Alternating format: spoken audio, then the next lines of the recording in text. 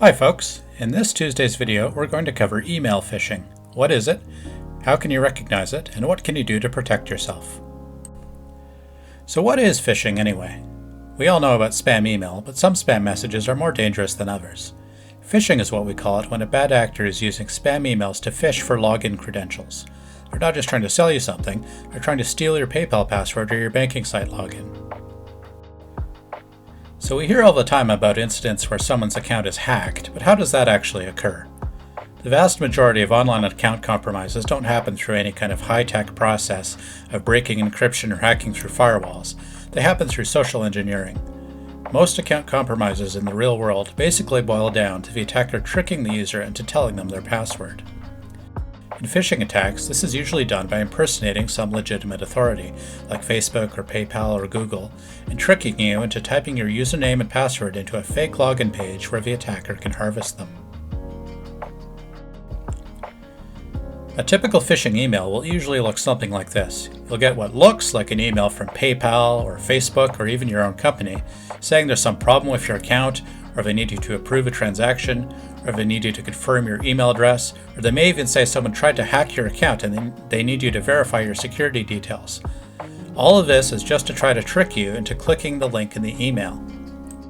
If you do, it will take you to an official looking login page, but that login is fake.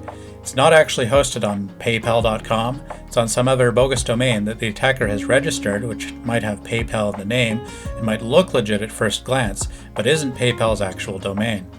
If you enter your password into this page, you'll have given it to whoever sent that email, giving them access to your PayPal account. So how can we tell a fake email from a legitimate one? Well, there's a few common signs to look for. Does the email look unprofessional? Bad grammar, odd wording, janky-looking visual formatting, broken images?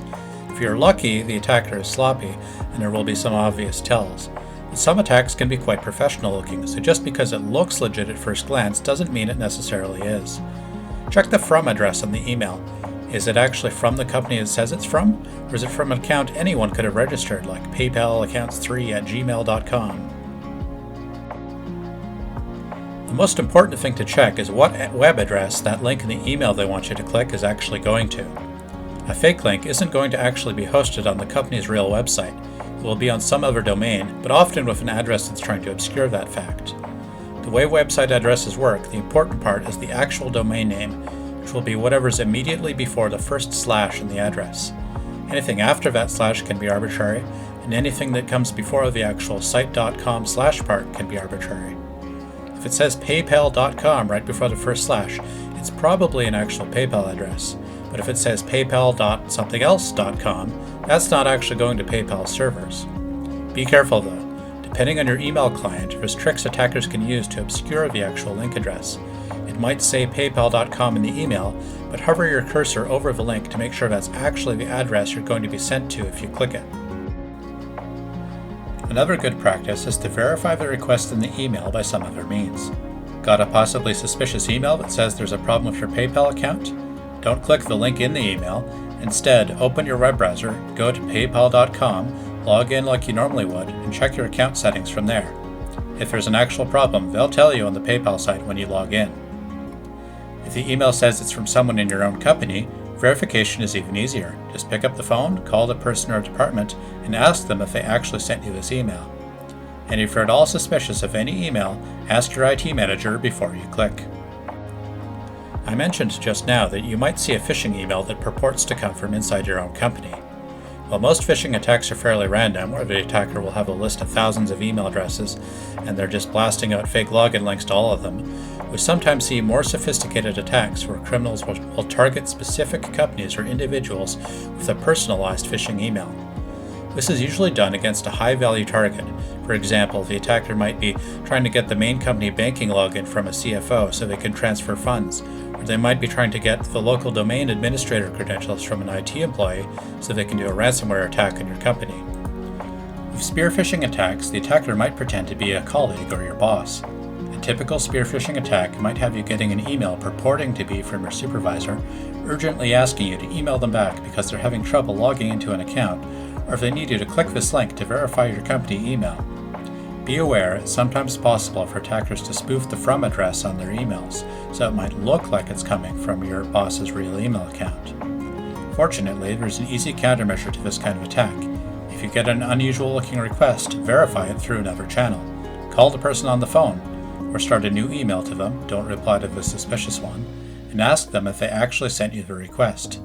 Always verify independently if you can before clicking on a suspicious link.